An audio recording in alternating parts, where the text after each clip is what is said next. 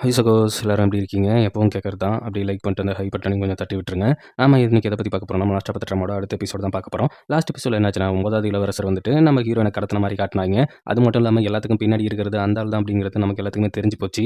இப்போ ஹீரோயின் வந்துட்டு பாடி ஸ்வைப் ஆயிருக்காங்க. இன்னொரு ஜென்மம் எடுத்திருக்காங்க அப்படிங்கிற விஷயமும் அந்த ஆளுக்கு தெரிஞ்சிருச்சு. ஏன்னா அவ கொஞ்சம் டிஃப்ரெண்டா நடந்துக்கிறா அப்படிங்கிற விஷயம் இருந்ததுல்ல. அத வச்சு கண்டுபிடிச்சுட்டு, "என்ன நான் கொன்னாலும் இன்னொரு உடம்புல நீ வந்து நிக்கிற. அது மட்டும் இல்லாம இத நான் முன்னாடியே கெஸ் பண்ணியிருக்கணும். ஆனா கொஞ்சம் நான் மிஸ் பண்ணிட்டேன். அதனால தான் நீ இந்த அளவுக்கு வந்திருக்க."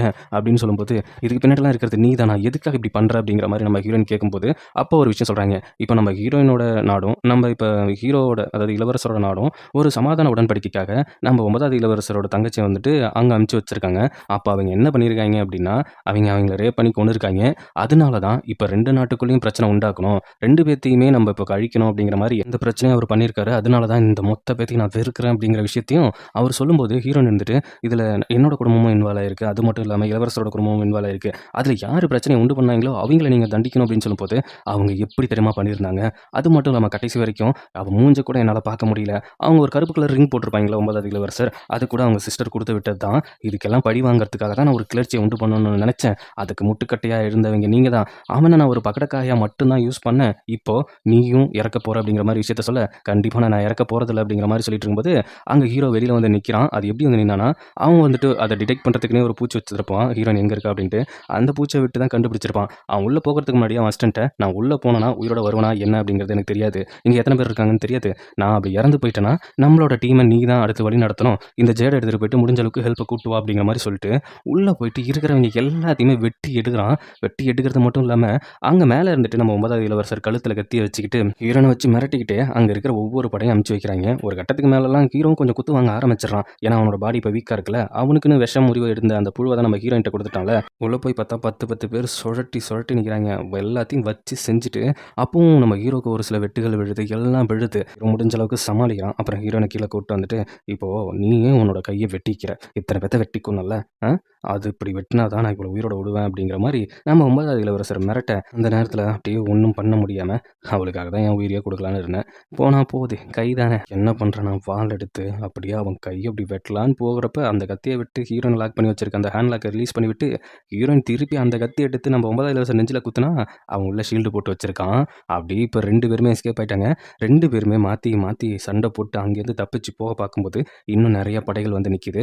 அந்த இடத்துல கரெக்ட்டா நம்ம ஹீரோட அசிஸ்டன்ட் வந்துட்டு, அவங்க டீம் ஆள்கள கூட்டு வந்துட்டு, இப்போ இவங்க 2 பேத்துக்கும் சண்டை நடக்குது. நம்ம ஹீரோ வந்துட்டு ஹீரோயின் காப்பாத்தி கூட்டு போறான். போகும்போதே அவனுக்கு ரொம்ப முடியல. அவன் கொஞ்சம் கொஞ்சமா வீக் ஆயிட்டு இருக்கான் அப்படிங்கிறது அவளுக்கும் தெரியுது. ஆனா, இவன் ஏன் முன்ன விட வீக் ஆயிருக்கான் அப்படிங்கிற ஒரு டவுட் இருந்துகிட்டே இருக்கு. அதுக்கப்புறம் எப்படியோ அங்கேருந்து காப்பாத்தி நம்ம ஹீரோவ கூட்டு வந்துடுறாங்க. வந்ததுக்கப்புறம் அந்த வைத்திய பொண்ணு இருப்பாங்கல்ல, அவங்க கிட்ட ஹீரோயின் கேட்கிறா, "எதுக்காக இவன் இவ்வளோ வீக்கா இருக்கான்?" அப்படின்ட்டு. அவனோட தலைமுடிய பார்க்கும்போது தான் அப்படியே நரைச்சிருக்கு. "இதுல என்ன என்ன?" அப்படின்னு கேட்கிறப்ப, "உங்களுக்காக விஷம் குடுத்தாங்கல்ல இளவரசர், அந்த விஷத்த முறிக்கிறதுக்காக தனக்குள்ள இருந்த அந்த தங்க பட்டு புழுவ தான் இதயத்து பக்கத்துல கிழிச்சு எடுத்து, அத உங்களுக்கு குடுத்தாங்க." அப்படிங்கிற விஷயத்த ஹீரோயினுக்காக என்ன சொல்றதுன்னு தெரியல. நம்மளோட பிரதர் இந்த அளவுக்கு நம்மள பார்த்துக்கிறாங்களா அப்படின்ட்டு.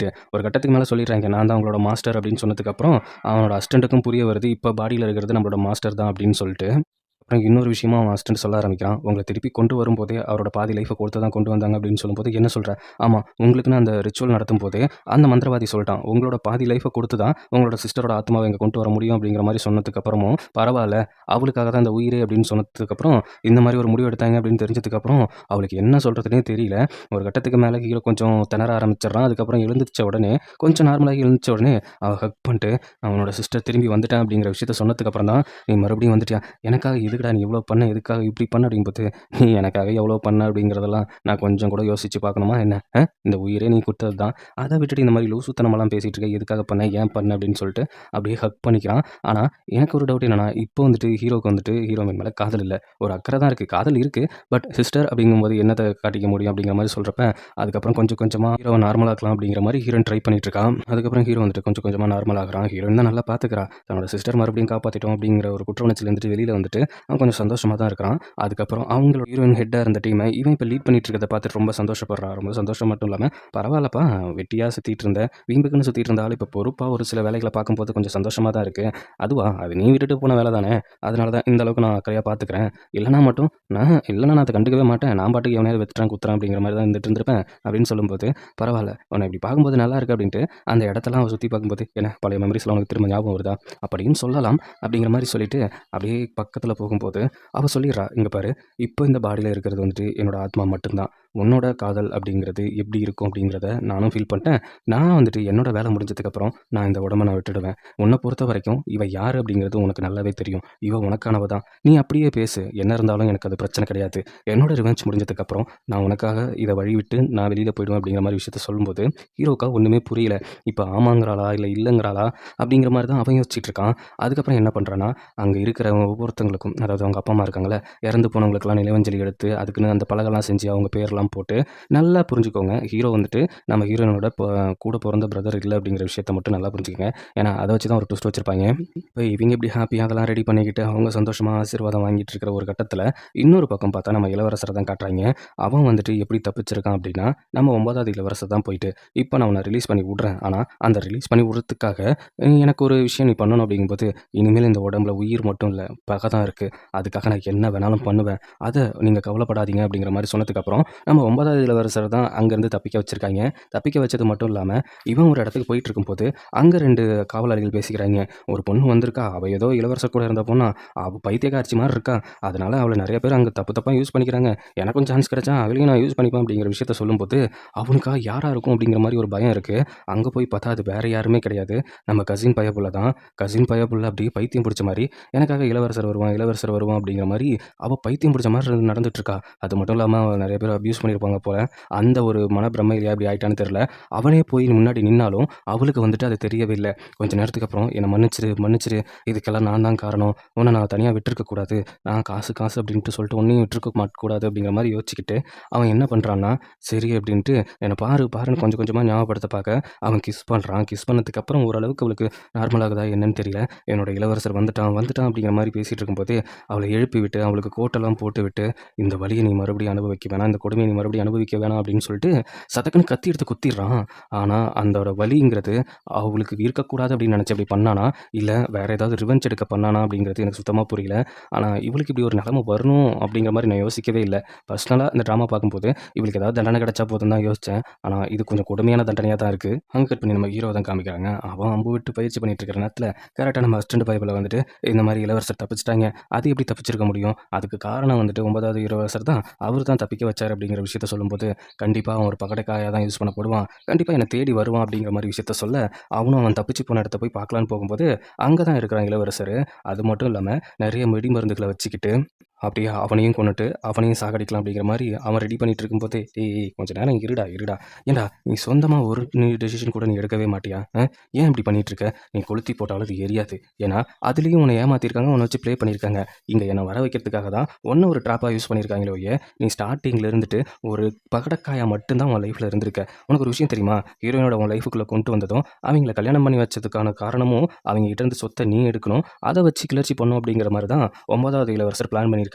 உன்னோட லைஃப்ல உனக்காக நீ வாழ்ந்த அப்படிங்கிற மாதிரி எதுவுமே கிடையாது. அப்படின்னு பார்த்தா அந்த கசின் பொண்ணோட இருந்த ரிலேஷன்ஷிப் தான், அதில் கூட நீ உண்மையாக கிடையாது. உன்னோட பகடக்காத்தனத்தால் இது எல்லாம் நீயே நடத்துறதா நினச்சிக்கிட்டு இன்னொருத்தங்களுக்கு நீ பொம்மையாக இருந்திருக்க அப்படிங்கிற விஷயத்த சொல்லும்போது அப்போ தான் அவனே கொஞ்சம் ஃபீல் பண்ண ஆரம்பிக்கிறான். அப்படி ஃபீல் பண்ணாலும் அப்படின்னு பார்த்தா உங்கள் லைஃபுக்குள்ளேயே நான் வெறும் பகடக்கா தானே, பொம்மை தானே, இந்த பொம்மை இப்போ பொம்மையாக இருக்காது அப்படிங்கிற மாதிரி சொல்லிக்கிட்டு அவனுக்குள்ள ஒரு டைனமெண்ட் வச்சிருப்பான் போல. அதை சுற்றி இருக்கிறது வெடிக்கலைனாலும் அந்த டைனமெண்ட்டை ஏற்றி அவனோட நெஞ்சுக்கிட்டே வச்சுக்கிட்டு அங்கே வெடித்து அவனும் அப்படியே இளவரசர் இறந்து போகிறான்.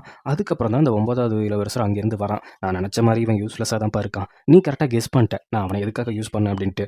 எனக்கு தெரியும் நீ என்ன இங்கே வர வைக்கிறதுக்காக தான் ட்ராப் செட் பண்ணியிருக்க அப்படிங்கிறது தெரியும், அதுக்காக தான் நீ அவனை யூஸ் பண்ணியிருக்க அப்படிங்கிறதும் தெரியும். என்னை கொல்லணும்னு உனக்கு நோக்கம் இருந்தால் நீயே கொண்டு இருப்ப. அது மட்டும் இல்லாமல் ஆட்களும் யாரும் வரவே இல்லை, நீங்கள் எதுக்காக வந்த அப்படிங்கிற மாதிரி நம்ம ஹீரோ கேட்கும்போது கரெக்டாக புரிஞ்சுக்கிட்ட எதுக்காக வந்திருப்பேன் அப்படிங்கிறது உனக்கே தெரியாத ஒரு ரகசியத்தை சொல்ல தான் வந்திருக்கேன். நீ அன்னைக்கு ஹீரோயின் கூட என் இடத்துல இருந்து தப்பிச்சு போனல, அப்போது உன்னோட ஜேடை நீ மறந்து விட்டுட்டு போயிட்ட.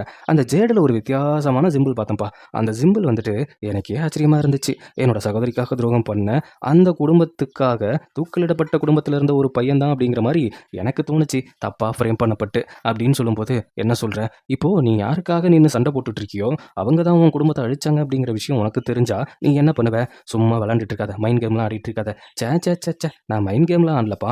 உண்ம அதான். நீ வந்துட்டு இப்போ யாருக்காக வால் தூக்கிட்டு நிக்கிறியோ, அந்த ஃபேமிலிய தான் உனக்கு உன் குடும்பத்த அழிச்சு உன்ன தனிமையா ஆக்குச்சு அப்படிங்கிறது உனக்கு தெரியுமா? அப்படின்னு சொல்லும்போது, அதுக்கு வாய்ப்பே இல்ல, வாய்ப்பே இல்ல அப்படின்ட்டு அவன் கத்திட்டு இருக்கான். நீ இந்த அளவுக்கு வந்ததுக்கு அப்புறமும் என் கழுத்துல கத்தி வைக்காம இருக்க பார்த்தல்ல, அப்போ உனக்குள்ளேயே ஒரு டவுட் இருக்கு. உன்னோட உண்மையான பெத்தவங்க யாரு? என்ன அப்படின்னு நீ தெரிஞ்சுக்க ஆசைப்படுறல்ல? படணும். அந்த விஷயத்த சொல்றதுக்காக தான் உனக்கு இங்க ட்ராப் செட் பண்ணேன். சும்மா உன்ன கூப்பிட்டு இந்த மாரி சொன்னா நீ நம்புவியா? அதுக்காக தான் அப்படிங்கிற மாரி சொல்லி ஹீரோவ ஒரு குழப்பி விடுறான்.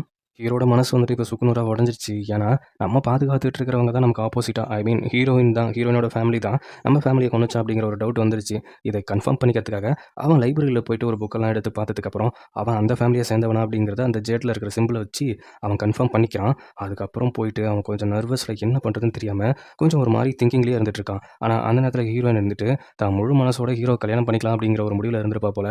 அந்த விஷயத்த சொல்ல அவன் இன்னும் ஷாக் ஆயிடுறான். ஷாக் ஆனது மட்டும் இல்லாம, அவ வந்துட்டு தன்னோட வெட்டிங் ட்ரெஸ் எல்லாம் வரைஞ்சு வச்சிருந்திருக்கா. வரைஞ்சு வச்சது மட்டும் இல்லாம, கல்யாணத்துக்கு ரெடி அப்படிங்கிற மாரி அவளும் முடிவு பண்ணிட்டா. அவன் என்ன பண்றதுன்னு தெரியாம, இவ்வளோ நாள் நம்ம பண்ண கொலைகள் எல்லாமே நமக்கு ஆப்போசிட்டானவங்கன்னு நெனச்சு பண்ணிட்டு இருக்கோம். ஆனா, நம்ம ஃபேமிலிய பழி வாங்குனவங்கள தான் நம்ம இப்போ பாதுகாத்துட்டு இருக்கோம் அப்படின்னு தெரிஞ்சு, அவன் கையில இருக்கிற ரத்த கறைகள்லாம் கழுவிட்டு இருக்கும்போது, அவனுக்கு ஒரே கில்ட்டி ஃபீலா இருக்கு. அதுக்கப்புறம் நம்ம ஹீரோயினுக்கு வந்துட்டு ஹீரோவுக்கும் கல்யாண அரேஞ்ச்மெண்ட்ஸ்லாம் நடந்துட்டு இருக்கு. ஆனா, அவன் முழு மைண்ட் செட்லயே இல்ல.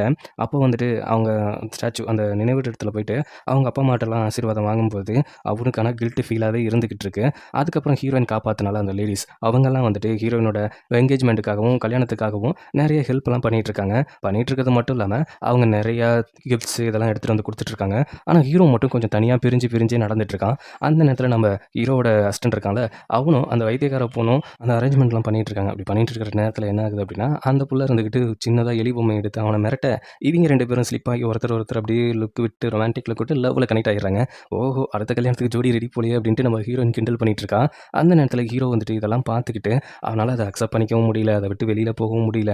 ஒரு மாரி குழப்பத்திலான மைண்ட் செட்லயே இருந்துகிட்டு இருக்கான். அப்ப தன்னோட மனசுல இருக்கிற ஆசைகள் அந்த மரத்துல எழுதி போடுவாங்கல்ல, அதே மாரி நம்ம ஹீரோயின் எழுதிட்டு இருக்க நேரத்துல, நம்ம 9வது பிரின்ஸோட அசிஸ்டன்ட் வந்துட்டு நம்ம ஹீரோவ பார்த்துட்டு போறான். அத பார்த்த உடனே அவனும் போயிட்டு, "என்ன முடிவு பண்ணியிருக்க?" அப்படிங்கிற மாரி சொல்லும்போது, "நீ சொல்றது பொய்யா கூட இருக்கலாம். அதனால நான் இப்போ வந்துட்டு எதுவுமே நான் பண்ண போறதில்ல. ஓ! உன்னோட கல்யாண வேலையில ரொம்ப பிஸியா இருக்கியா? சரி.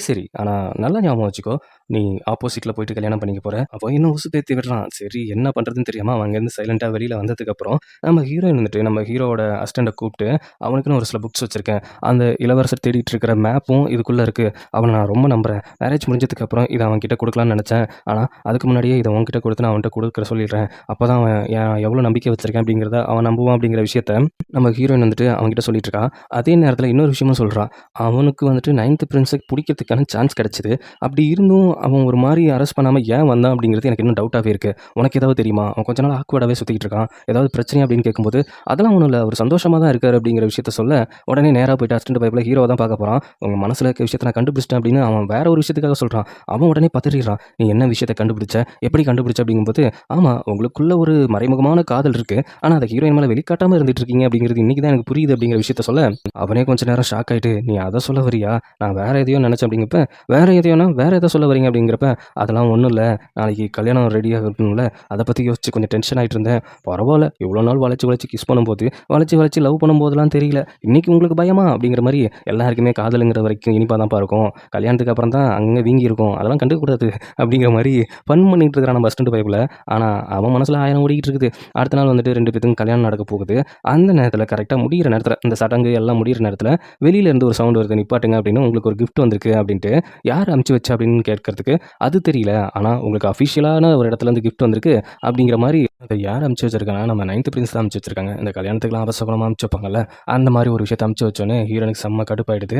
ஹீரோவுக்கு புரியுது இவன் எதுக்காக இப்படி பண்றான் அப்படிங்கிற விஷயம் அவளுக்கு நல்லாவே புரியுது. அதுக்கப்புறம் 2 பேருக்கும் அவங்களுக்கான ஃபர்ஸ்ட் நைட் நடக்குது.